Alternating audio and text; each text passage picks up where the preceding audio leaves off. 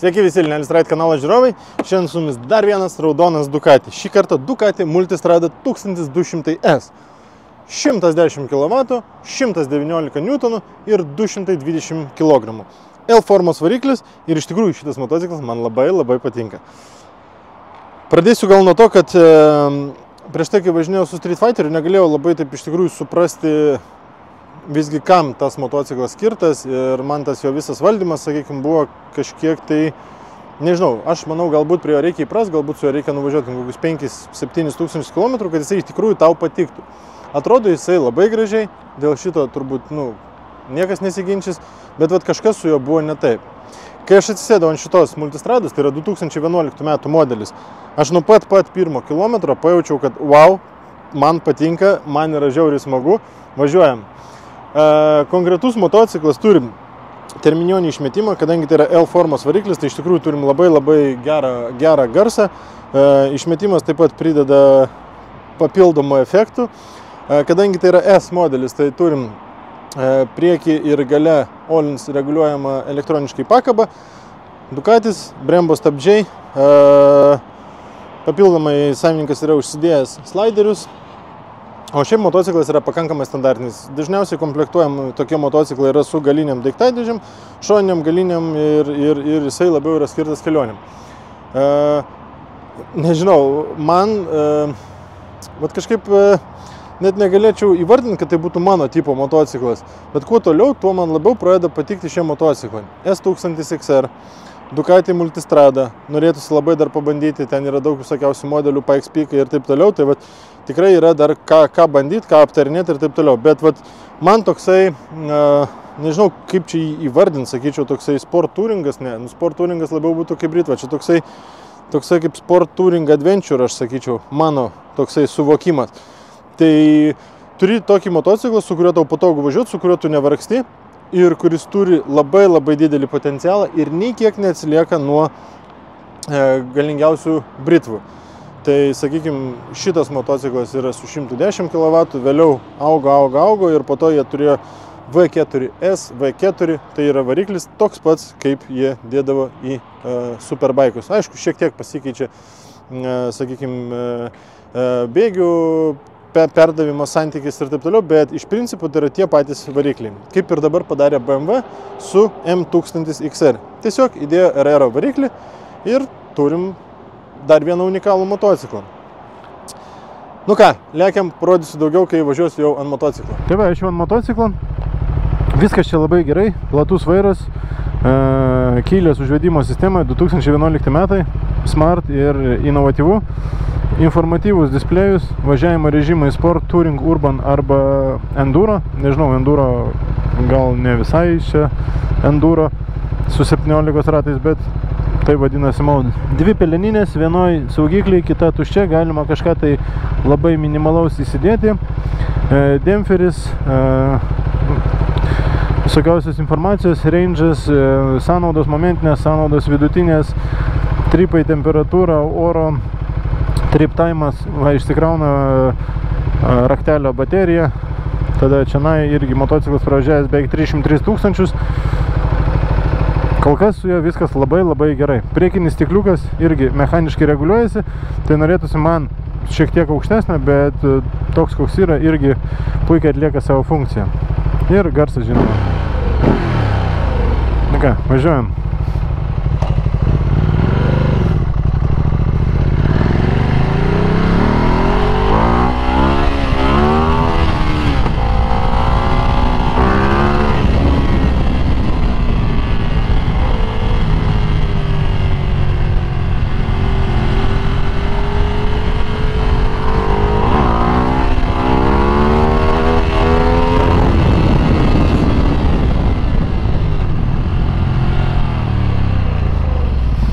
Kaip jau galima buvo suprasti, man labai smagus motociklas. Antiek, tarp kitko, čia yra fly-by-wire, tai jisai yra elektroniškai reguliuojamas akceleratorius. Net nežinau, nuo ko čia ir pradėti. Sėdėsina. Sėdėsina man iš tikrųjų yra patogi, nevarginanti. bet kadangi aš esu pratęs prie sportiškesnės sėdėsenos, tai jaučiuosi kaip dėdukas, nes kitaip kojų neužsikelt čionai, arba bus nepatogu. Žiauriai patinka platus vairas, tai iš tikrųjų turi visiškai komfortišką ir malonų valdymą. Pats motociklas sveria 220 kg. Aš skaityčiau, kad tai yra labai lengvas motociklas ir su tiek galios ir su tokia stilistika motociklo, kam jisai pritaikytas, tai čia yra labai geras rezultatas. Apskritai tai yra Touring mocas, Touring Enduro Adventure, o performances yra visiškai kaip Superbike. Nu, absoliučiai, ta prasme, aš važiuoju ir negaliu atsižavėti, kaip šitas motociklas važiuoja.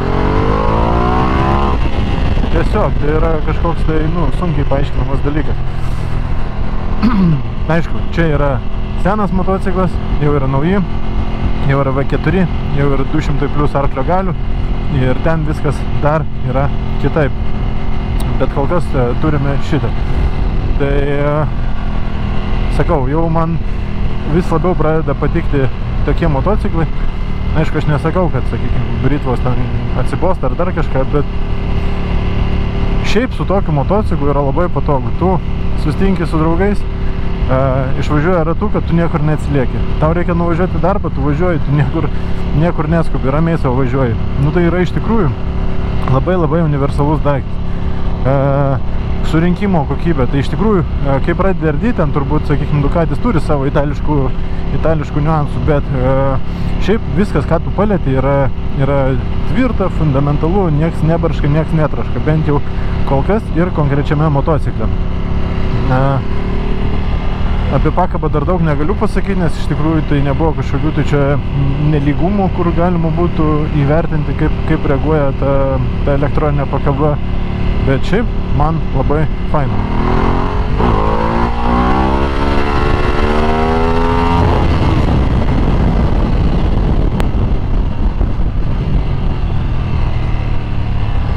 Op, atsistoji, kalniukai pravažiuoja. Sėdynė turi tokį, sakykime, kaip atlošą,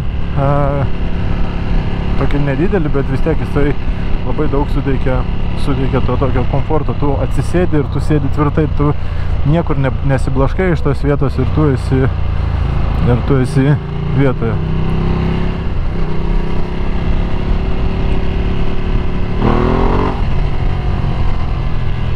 Žiauriai geras, aš čia sunku įsivaizduoti, ką gali V4.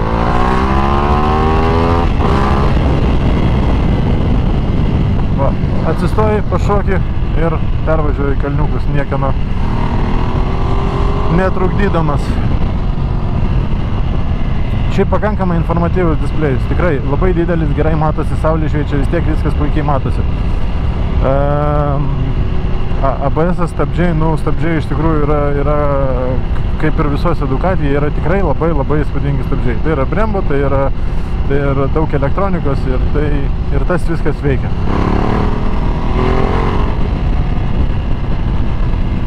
Motociklų tu toks kaip ir dėduko motociklas, toks, sakykime, biški jau kitos kategorijos žmogaus. Aš taip įsivaizduoju, aš taip matau tokio motociklo savininką, 50-60 metų savo užgyvenęs gražų gyvenimą ir dar mėgaujasi toliau. Tai nusiperka Ducati, raudoną, važinėja, džiugina ne tik save, bet ir aplinkinius. Tai gerai, kad neįvažiavo. Džiugina ne tik save, bet ir aplinkinius, todėl kad motociklas, į kurį žmonės atkreipia dėmesį, tai yra motociklas, kurį žmonės pažįsta. Tai yra vis tiek gamintojas, sakykime, toksai, kuris reprezentuoja motociklą, kaip Harley Davidsonas, tarkim, reprezentuoja chopperius, tai va Ducati reprezentuoja sportinius motociklus ir tą visą kultūrą.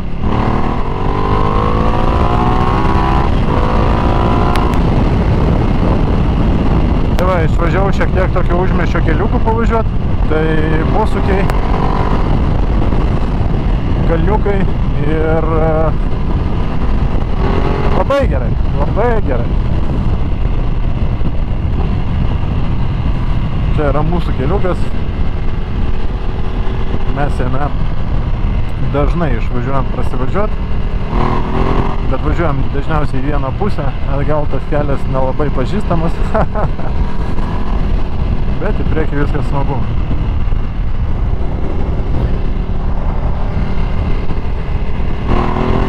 Nu, bent jau po pirmų, sakykime, ten 15-20 km, jeigu prieš mane stovėtų klausimas pirkti ar nepirkti, aš sakyčiau pirkti. Nežinau, savininkas, kuris eksploatuoja šitą motociklą, nusiskundimų neturi. Yra ten visokių tokių itališkų Ducati niuansų, pavyzdžiui, galiniai posūkiai, vienas yra atsivibruoja ir gumelė jinai nulūžta. Tai keičia, įpratęs jau keisti, nes tiesiog vat taip yra ir ne kitaip. Tai gamykliški, standartiniai posūkiai, jie turi tą tendenciją nuplyšti nuo tos, nežinau, vibracijos metu, sakykime, aukštyn, žemyn ir taip toliau. Bet jeigu tik tokios problemos būtų šiame pasaulyje. Nu ir garsas, tai vėlgi tu, kai važiuoji su tokiu motociklu, tu tiesiog kaip mažas vaikas nori gazuot, nori junginėt tas bėgius, kad girdėtum, kaip pašaudo, kaip riaumoja ir viskas su to yra gerai. Čia yra motociklas, o mes esam vaikai.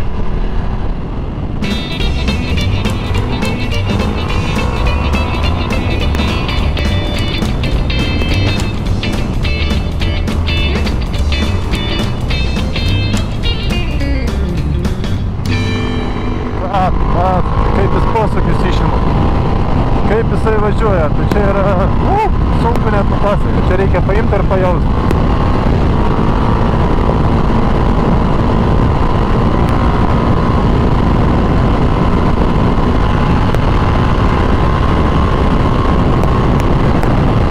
Ir važiuoji savo 5 bėgių, ramiai, vėjukas pučia, jokių problemų. Patogu, nevargina.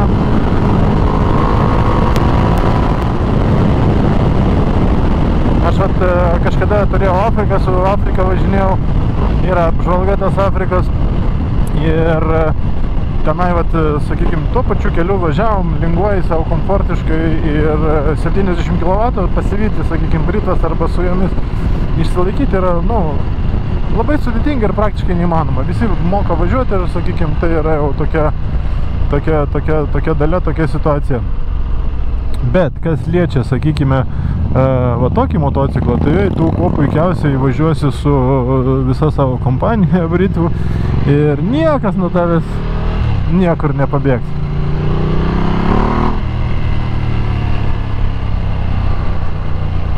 Nu, tai prasivažiuosim dabar šiek tiek kitų vingiuotų keliukų.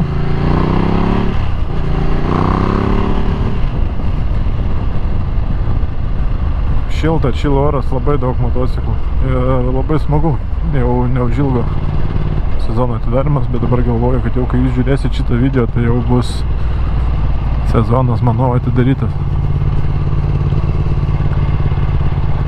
Tai dar viena graži šventė ir dar vienas atėjęs motociklų sezonas.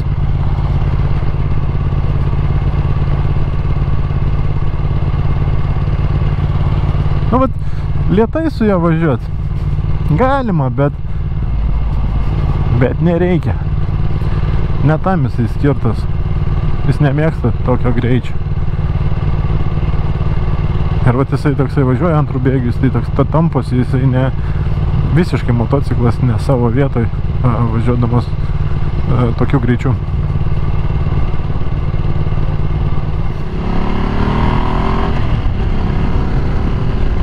Ir smagiausia dalis iš to motociklų tai yra vingiuoti. Tiesiog tu antiek manevringai, antiek jisai smagiai važiuoja, antiek jo pagreitis yra geras, kad aš jau senai neturėjau tokio malonumo atsisėdus ant motociklo, taip linguot būtent, sakykime, asfaltuotais keliais, kažkokiais tai vingiais. Ir tų kelių mes iš tikrųjų turim nemažai. Motociklas labai universalus, todėl jeigu kas nors svarstysite ar svarstote tokio motociklo įsigijimą, tai labai rekomenduoju pasitestdraivinti, jeigu būtų galimybė, ir apsvarstyti, nes tai yra tikrai vertas dėmesio daiktas.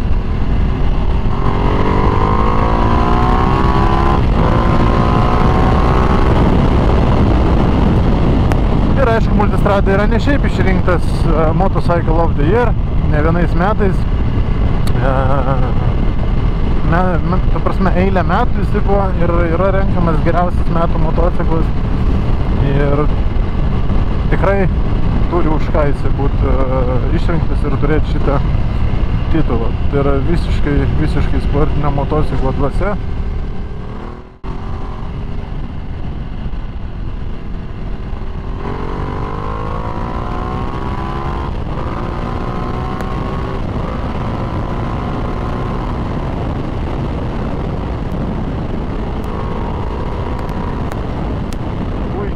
Labai puikiai.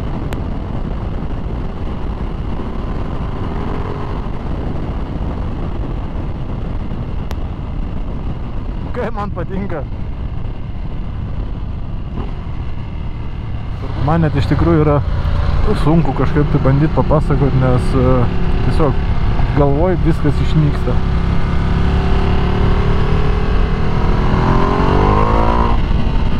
Ir vat jo tas antras bėgis tai yra kažkas tokio. Va.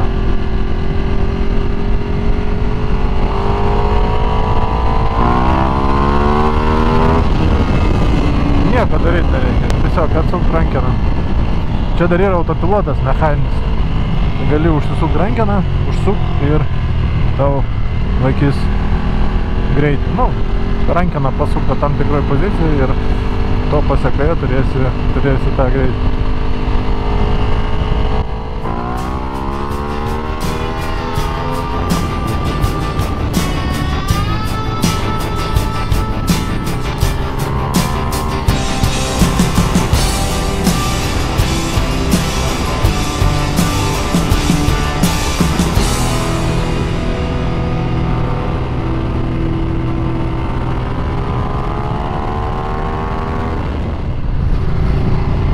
Dar vienas dalykas, tai yra Ducati bendruomenė, tai irgi žmonės prijaučiantis Ducatiams susirinkimus daro, važiuoja į užsienį, į Italiją, tai irgi yra vienas iš tokių dalykų, kuris vienyje tuos visus Ducati savininkus ar tiesiog prijaučiančius šitiems gamintojams. Tai aš nežinau, man konkretus modelis, tai jisai neskaitant, kad yra tikrai jau senas, jam jau yra 13 metų, man jisai žiauriai patinka. Kainos irgi labai įvairios, tai jeigu kalbėti apie kainą Vokietijoje, tai jos yra šiek tiek, gal net gerokai didesnės negu pas mus, o pas mus tie motociklai, kur yra, tai yra tiesiog neaiški jų kilmė ir kokio stovio jie čia patenka. Aš nesakau, kad visi, bet kaip ir turbūt kokiu 80% motociklų patenkančių į Lietuvą yra su ten atsuktom rytom, su visokiom ten, nežinau, istorijom, plastikais keistais ir taip toliau. Tai tokius motociklus reikia rinktis atidžiai, atsargiai. Jeigu pats nesupranti, geriau yra visada pasikonsultuoti, pasikviesti kažką ar tiesiog apsilankyti atstovybėje, kad tau jį patikrintų ir kad suteiktų kažkokią tai informaciją, kas galimai tavęs laukia ir ko tu gali tikėtis artimiausiu metu. Va su juo man neina kažkaip tai ramiai važiuoti, bet jisai visą laiką prašo važiuojam, ir tu toks, nu gerai, važiuojam, o ką man lieka daryti? Taigi negi atsakysi, kai taip gražiai prašo, su tokiu garsu.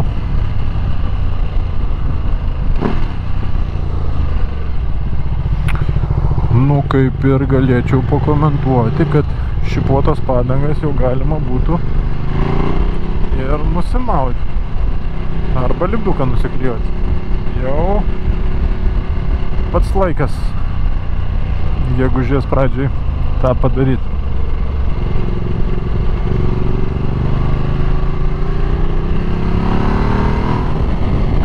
Keliukai, duobelės šitam motociklui apskritai ne problema. Viską jisai suvalgo ir vairuotojai nebelieka jokių blogų pojūčių. Vairuotojai reikia tiesiog važiuoti ir mėgautis. Ir šiaip senai iš tikrųjų nevažiavau, kad va tai va būtų toks geras torkas ir taip maloniai tolygiai visada ta galia būtų gale būtų gražiai tolygiai grafo ir kyla. Tiesiog atsukė ir jis visur turi tos galės.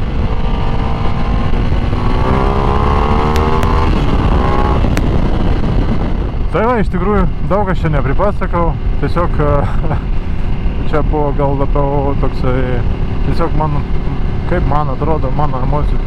Ducatis turi labai daug visokiausių modifikacijų, kiekvienais metais kažkas dasideda, kažkas pasikeičia ir taip toliau. Bet aš tikiu, kad visi tie, kurie žiūri mano kanalą, yra įgalūs skaityti ir gali tokias visokias, sakykime, smulkmenas pasiskaityti ir pasidomėti. Aš labiau pasiemu konkretų motociklą, apie jį papasakoju. Daug aš nežinau apie, sakykime, multistrados istoriją ir taip toliau. Tai aš labai ir nesiruošiu išsiplėsti, todėl kad tikrai yra žmonės, kurie geriau tą žino, tai galbūt jie gali papasakoti. Aš pasakoju taip, kaip aš jaučiuos su konkrečiu motociklu ir kas man patinka ar kas man nepatinka. Jūs galite visiškai su to sutikti arba visiškai su to nesutikti. Esu labai dėkingas, kad žiūrit mano video, kad laikinat, kad komentuojat. Jau tuoj 1000 subscriberių, labai esu patenkintas dėl to, labai geras rezultatas ir tikiuosi, kad ta mūsų bendruomenė vis auks ir kanalas bus daug didesnis.